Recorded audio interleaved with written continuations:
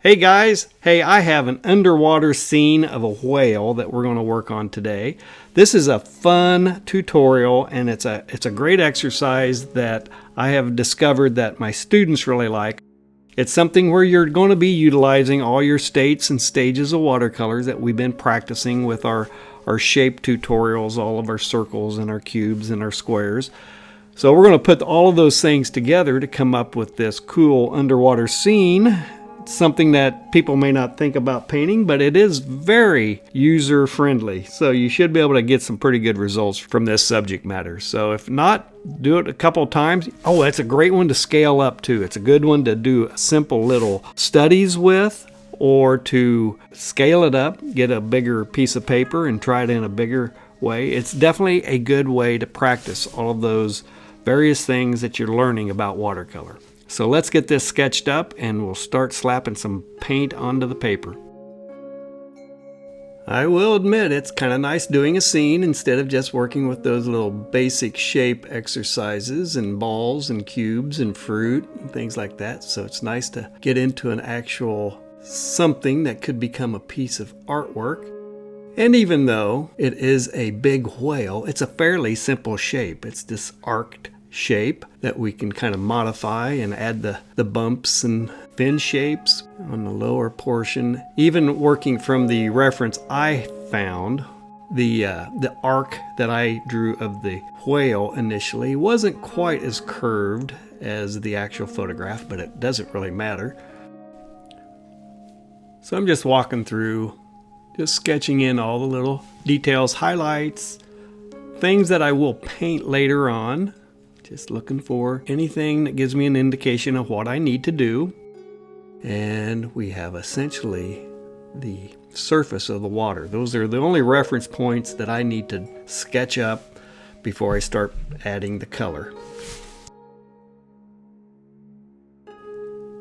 So with the sketching done, we're going to start with some wet on wet. This is stage one, the color blocking. And we're going to start with that wet on top, and then I'm feathering out the saturated color at the top. It's going to be darker at the top. We have this lighter area right through and behind the whale. So it's going to be a much thinner mixture of paint, kind of this layering effect going on.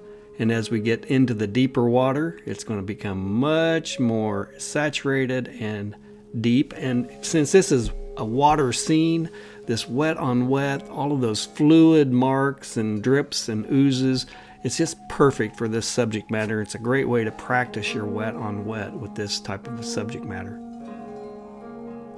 So I'm just working in there, just trying to bring that white highlight horizon line, this underwater horizon line, a little more intensely, and adding a little more of that saturation at the top. And at the bottom, drop it in and let it do its thing since it's wet.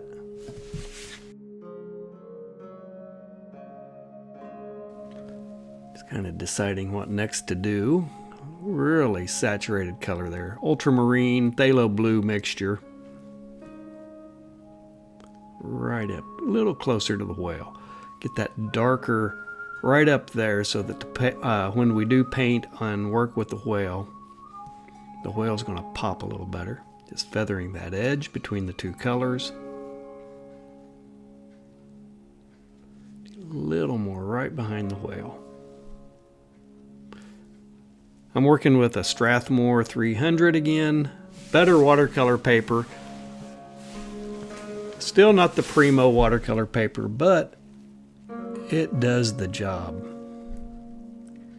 It's a good paper to practice wet on wet with.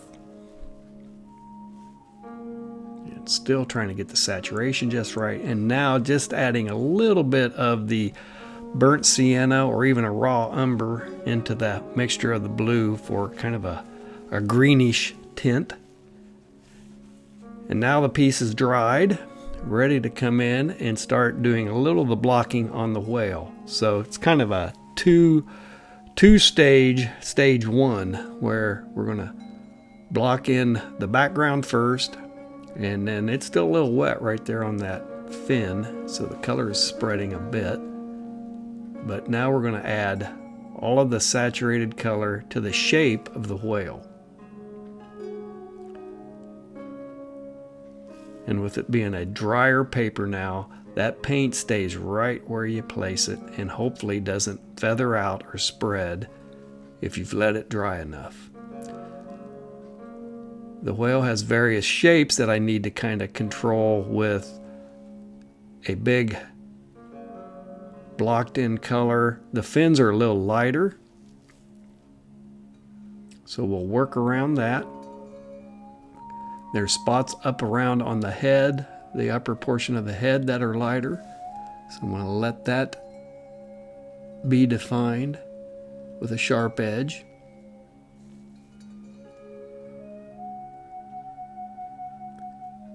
And essentially just drawing with that, looks like a number 4 brush. It's a pretty good size brush.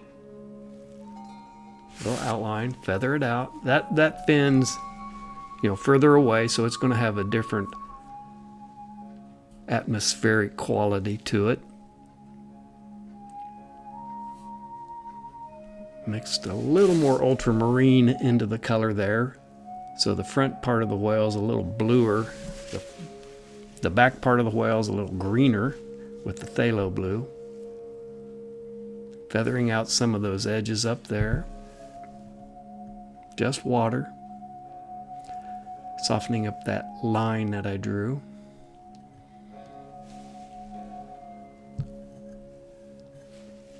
All right, and start adding a little more contrast, finding those shapes. We're definitely into stage 2 here right now, so we're going to add more saturation, contrast, finding the big shapes within the shape that I just painted. I mean, it is the same process that we worked with on the fruits, the vegetables, the reflections. It's just a matter of when do you want it sharp and focused, and when do you want it soft and diffused. You want color complexity, so you introduce other colors into the mixes. Just remember and have your color wheel handy to help you make color decisions. I think a lot of people are often asking about, you know, what colors I'm using, and maybe that's more of a question as to why. And it's just a matter of the temperature of the color that you're wanting. Is it a cool color? Is it a warmer color? What does the contrasting color do when you introduce it into the primary color that you're using? And that's primary with a little p, not a capital P. So just bouncing around, adding that layer of contrast, bouncing around on just the whale at this point, getting shapes fixed and corrected.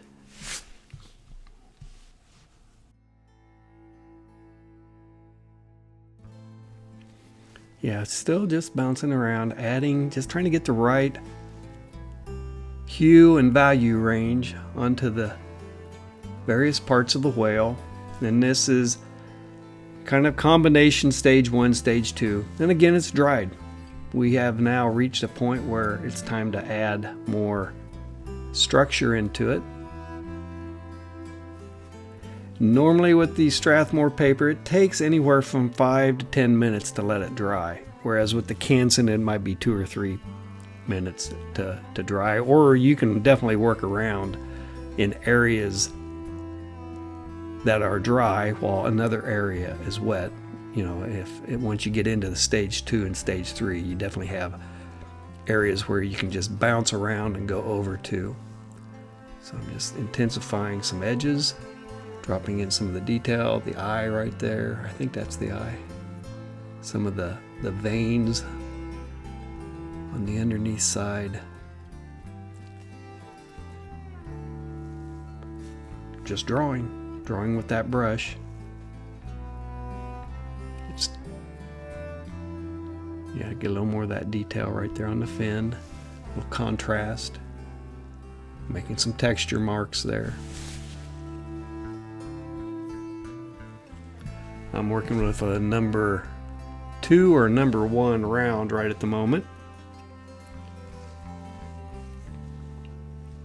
Working with broken edge line work.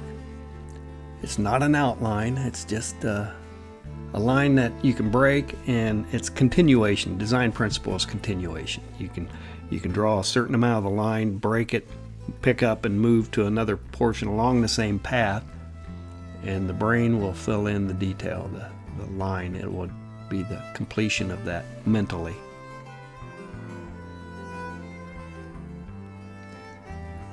More contrast, shapes. Being irregular, trying to be more organic. It's definitely different type of mark making than working with the reflections, where they're more elongated and very specific. Now you're trying to get an irregular quality to your marks and how that color is coming in. So the whale's wet and I need something to do, so I'm going to glaze a little more color, a little more saturation, a little more ultramarine in the lower portion of the piece, and I'm getting a little dry brush textures going on there as well. That looks really pretty cool and fits nicely with the underwater scene. There are going to be some bubbles and some motion flecks of white in through there. Glazed the top with a little more of the green, a little more of phthalo blue there. Just coming in and feathering it out again with those nice soft fuzzy transitions. A little more color behind the whale. Needs a little contrast to make those highlights pop a little better.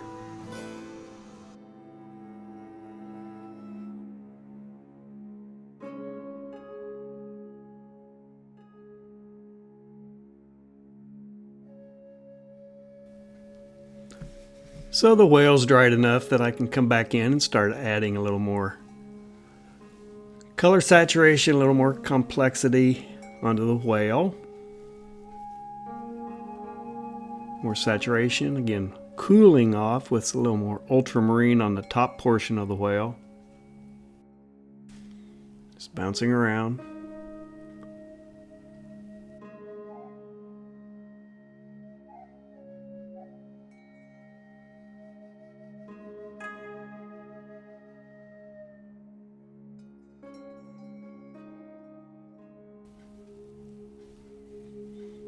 And just remember, whenever you do go in and paint some detail, nice sharp crisp edges, and then you come in and maybe glaze some color over it again, depending upon your paper, what you're using, that previously painted line is going to soften and fuzz up a little bit.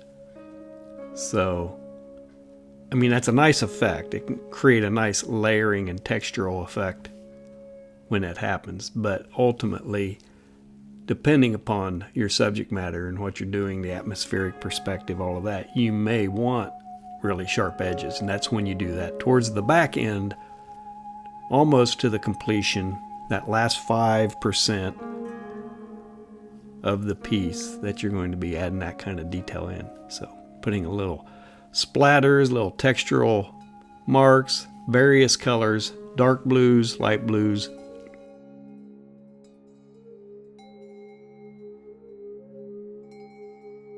All right, now I'm working in some dark textural surface irregularities to the top of the water. I just need some variation, lights and medium tones. You know, and another reason why this subject matter is really pretty beginner and intermediate friendly is that it's a simple color palette as well. We're just working with a couple of blues, ultramarine, phthalo blue, maybe a little contrasting color for some color density or tonal changes, hue changes in the color. So it's simple. You know, you don't have a lot of color decisions to make. You just have to get the value range right within those hues.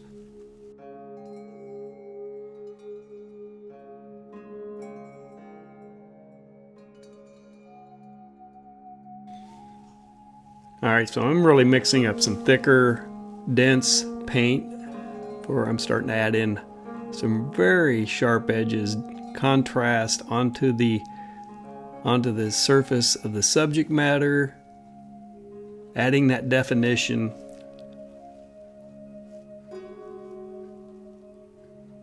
We have come into that stage 3 where all the fussy stuff starts to happen. All those little details. I'm working on the dark end of the spectrum, and we'll be dropping in highlights here soon.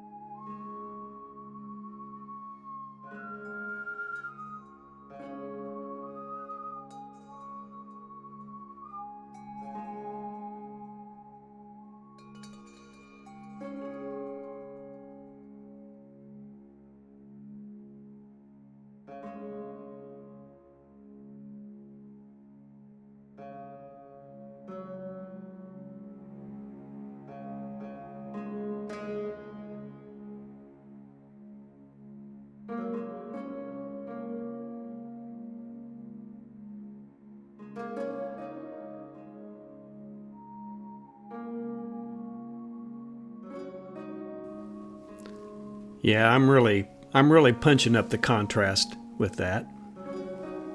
The whale needs to dry, so while it's drying, I'm going to drop in a little more color saturation into the background, into that light highlighted area, right against the whale.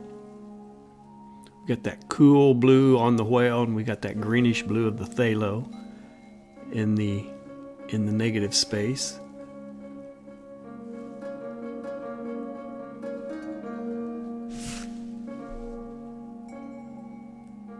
Picking highlights now. We're into that last 5-10% of the work that needs to happen on this piece. So all of the real fun stuff's going to start happening when we start dropping in highlights, maybe a little more contrast, some more work in the surface. There we go. There's the highlight. Dropping in that pro white, finding those little edges. Adding some of the bubbles from the fin into the background. Again, bouncing around, that's textural type marks with the highlight. We'll define some edges with the highlight. And we got some more spots that need some definition.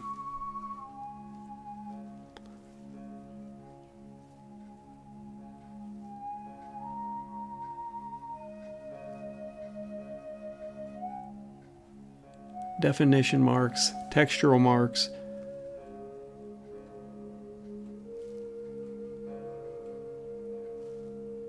Keep loading and unloading my brush. I'll keep a paper towel handy in my hand. I can just unload it. Some dry brush with that pro white. Get those bubble directional marks happening.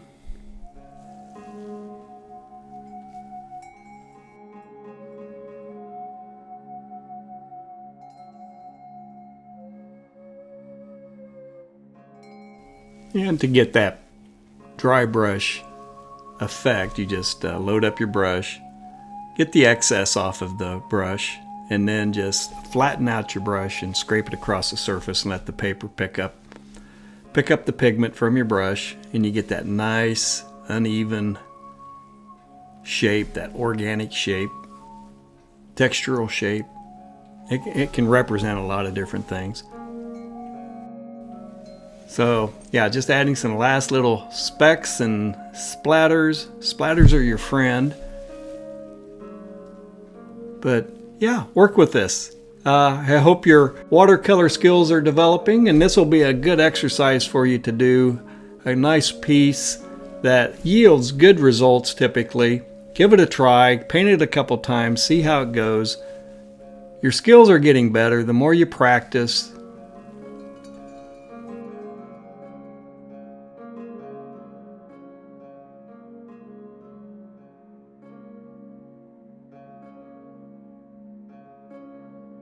All right, actually adding a little more of the Pro White up there for the surface, the top of the ocean, the ripples, catching the sunlight.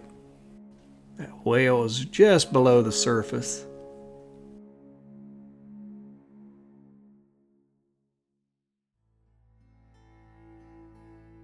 So I have some more tutorials. We'll start doing more scenes. I'm about through all my basic shape exercises that you can work on. So at any time when you're doing scenes, you feel like you need to jump back over to some of those basic shapes and just practice those skills with those things that it doesn't matter. It's just sheer practice. Do that and your skills are going to get better. And then when you do attempt and work with a scene, no matter what it is, it'll turn out. And here's the final piece. I hope you enjoyed this tutorial. I hope you learned something. Give it a try. It's a lot of fun.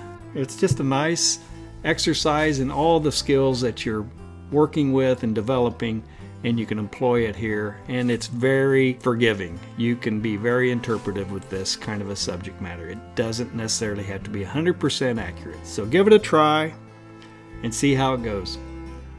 So give me a like and a subscribe. Thanks for watching, and I'll see you in the next video.